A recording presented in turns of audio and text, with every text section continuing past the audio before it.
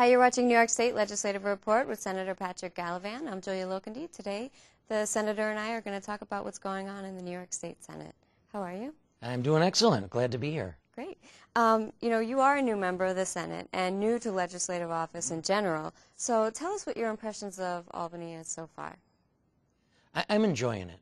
I'm really impressed with the quality of people that we have in the Senate, their commitment to their constituents, and the sense of respect that they have for all of the members and the needs of the various members' districts. Right. So do you really feel that there is a bipartisan effort this time around? So far there is. As we went through the budget process and followed the law, it was clear that many people on both sides of the aisle were engaged and seemed to be they continue to be engaged as we're now getting into the whole legislative season, if you will. Right. So the budget process, that is over. But while that was going on, there were a lot of tough decisions to be made. Did you get the sense that when everyone was working together, there was a sense of optimism, even though the end result could mean that there was a lot of hurt? Yeah, it seems to signal a new day in Albany. People across the state, the people in the district I represent, are up against the wall. We've bled jobs, we've bled people. People can't take it anymore.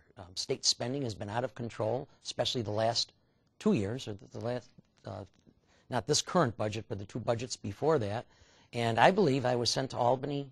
I campaigned on getting spending under control, holding the line on taxes and reducing taxes if possible, and creating an atmosphere conducive to the creation of private sector jobs. So we accomplished that in this budget. And when I went back home, through the emails, through the phone calls, being out in the district, people across the board are very pleased that we're functioning again in Albany, that we're seemingly working in a partisan way, and they're saying about time, and very happy with it. That's not to say that local governments and school districts are completely pleased. They face challenges, no doubt at all. But as we move on now, we have to try to provide them help in the way of some mandate relief. All right. So what made you decide to run for Senate? A number of different things. I wish I had a nice, neat answer. But I'm born and raised in Western New York, live in New York State. This is where we've chosen to raise our family. This is our home. And we see what's going on locally. We see what's going on in the state, or we've looked at that over the past several years. And I have a genuine sense of concern about that. And combined with the fact that I'm a small business owner. And I face the same challenges that businesses do in this business unfriendly state across the board, whether it's small business, large business. And I'm very fortunate to be in a position to be able to step up and do something. So it's essentially put up or shut up. Right. So as a parent and a business owner, and you were in law enforcement as well, you saw the need to get out there and restore some decency in government. I did. That was my intent coming into it, and I think that I've been part of Albany functioning again.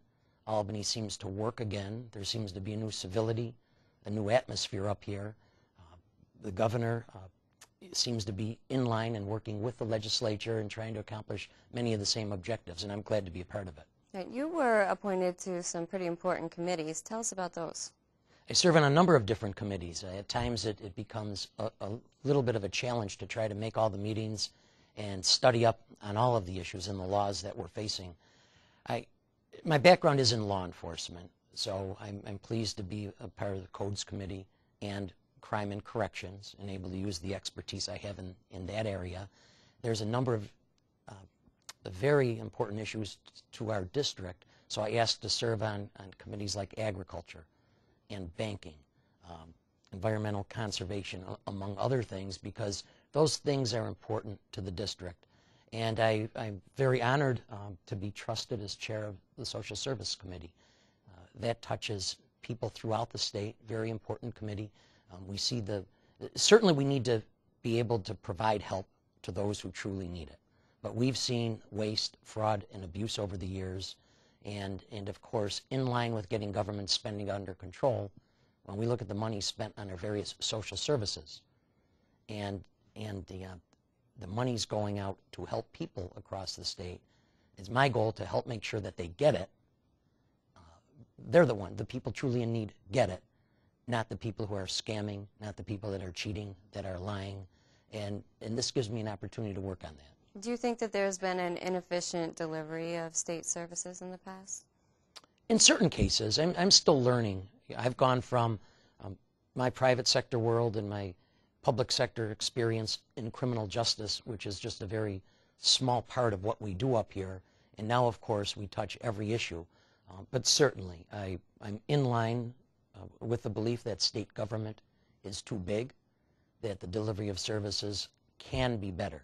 And as I learn about the various state agencies, I hope to put forward ideas that can make it operate more efficiently. Yeah, and the status quo is really just not sustainable the way we were going. It absolutely isn't. Just the last 2 years when we see $14 billion in new taxes and fees. That's crazy. And year after year, the increase, the unsustainable growth in spending, the additional regulations, taxes and fees on businesses, eventually New York would shut down. You know, you've heard the phrase, New York had been closed for business in the past. With this budget and some of the things that we've done in that area of economic development and holding the line on taxes, it's open for business again. We have a long way to go, but I think this particular budget was a very good start. You mentioned being appointed to the Crime and Corrections Committee, and you talked about your law enforcement career. How has what you have done in the past relate to this, and how does it help you grow? I think the biggest thing is the discipline. Being in a law enforcement organization or having a law enforcement career, it's largely paramilitary, and you have to be very disciplined in dealing with the different issues that you face. You have to try to make an objective assessment of things. You know, you keep in mind most people, when they have contact with a police officer, trooper, deputy sheriff, it's always traumatic to them, whether it's a speeding ticket, whether it's a fatal accident, whether they've been burglarized or the victim of a crime. And you're trained to go deal with the situation, try to step back and assess it and deal with it without getting lost in the emotion of all of that. So the experience of being in the public eye, in a uniform, and then, of course, as I moved up into administration and as sheriff has certainly helped. The idea of trying to weigh all the factors when you're dealing with a situation before you come to what you hope is a just decision has helped. And then, of course, the experience of meeting so many different people in all walks of life has really helped as I've come up here. What are some of the unique things about your district? How does its diverse nature affect what your legislative priorities are? I represent a wonderful district. It's quite large. It's about 130 miles from east to west, and it cuts across 4 different counties: Southern Erie County, Wyoming County in its entirety, a portion of Livingston, and then Ontario County. It's largely rural in nature. What I think is most unique about it is it represents New York State. It's villages and towns largely. There's one small city, 2 suburban towns, but it's Main Street, New York State, where we go into each of these towns. They have their bank, they have their hardware store, they have their grocery store. It's local, generally locally owned and operated. People in these communities care about each other, largely central school districts. People are engaged in government and have a genuine respect for each other, for their community, for the state, for our rules. And while you go from county to county, each has its own unique identity,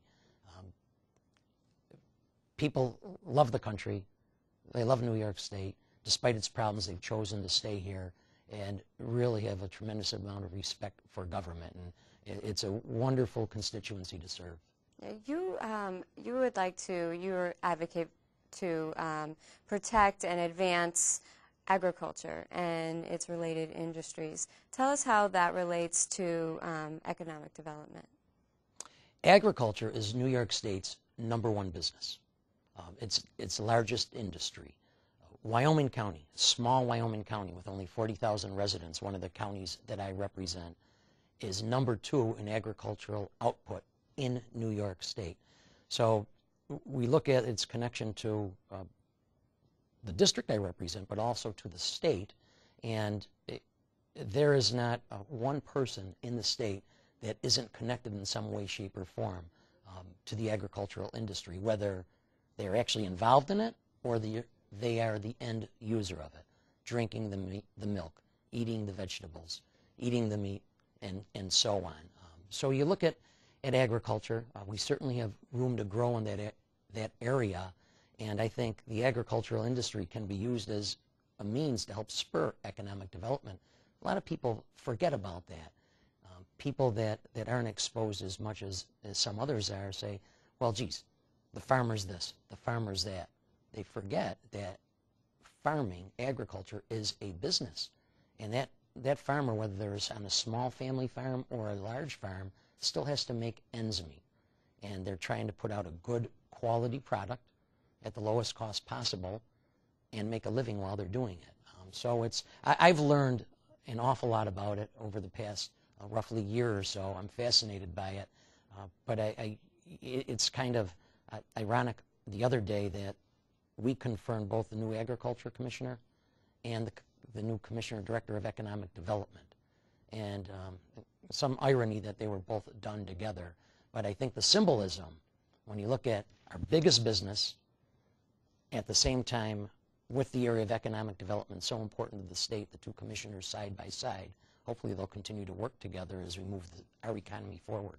Right, New York's #1 industry. It is, yes, yeah. So with a district so large, you're representing a lot of people. How are you reaching out to them? How are they able to reach you? We've done a number of different things. Certainly we have the challenge of the geography, and we have the challenge during the legislative session when I'm up in Albany so much. What we've done is we've established district offices in each of the counties. The main district office is in Erie County, where I live. Then we're located in either government space or donated space in the other counties. And we have community representatives that live in the different counties and essentially are assigned to the individual counties. And our community representatives are named that for a reason, because they represent the people in the communities we serve. And while we have an office, their job and their role is to be out and about in the community, meeting with elected officials, meeting with local governments, meeting with chambers of commerce, people in the community. So we're very active out in the district. At the same time, when I'm back in the district, I make it a point to try to get to every county as much as possible. I certainly will be there every week once we're out of session. And what we have now started doing is, outside of the face-to-face meetings and our representatives out there, we are regularly engaged in conference calls, with the various interest groups, governments, citizens, Rotary, chambers of commerce, and that seems to be effective in getting information out to them and getting feedback from them. Yeah, it seems pretty efficient. And what about interaction with specific issues that some constituents may have? It may not be like a community leader. How do they just reach out to your office? They do. We reach out to them. I think in this day and age of email, technology, elected officials are more accessible than ever before. We literally get hundreds and hundreds of emails each week, and we respond accordingly. If it's a constituent issue, we're on the telephone with them trying to deal with their problems. So we have our representatives out in the district that are dealing with constituent issues, and they're complemented by our staff in Albany, and they help out when they can. Usually when we're dealing with the state agency, our staff in Albany takes care of that because of the relationships that they've been able to develop. Great. Thanks so much for being with us, Senator. My pleasure. For any additional information, you can log on to the Senator's website, gallivan.nysenate.gov.